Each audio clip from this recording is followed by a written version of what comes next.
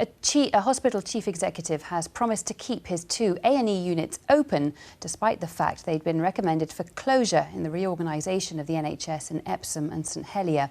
But the move to keep the departments open is expected to be blocked by the NHS body, which has the final say.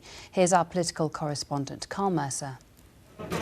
In the A&E at least, it's been business as usual. Here at St Helier and at Epsom, they see 450 patients a day. But this unit has been under threat for years as local health bosses look to reorganise hospitals in south-west London. Today, though, the boss here promised to keep the A&Es open for the next 5 years. We have a lot of vacancies in our hospitals, and we know that people are not applying to come and work for Epsom St Helier because they are uncertain about its future. We know that if we are more certain about our future, we will attract more staff, we will fill our vacancies, and then we will provide better patient care. The trouble is, he doesn't hold the purse strings. He may promise to keep this unit open, but it's the 6 local GP-led commissioning groups who have the money and ultimately decide which services go where. So we went to ask them what they made of the promise. Is it helpful today when the chief executive comes out and says, I will guarantee the future of these A&Es for the next 5 years? I don't find it helpful or unhelpful.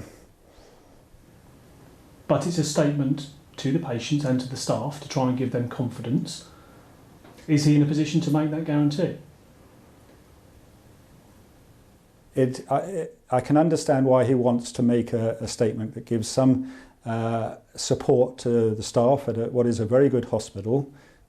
I cannot support that statement. I can't, because we are not in a position to say whether that is the right thing or the wrong thing at the present time.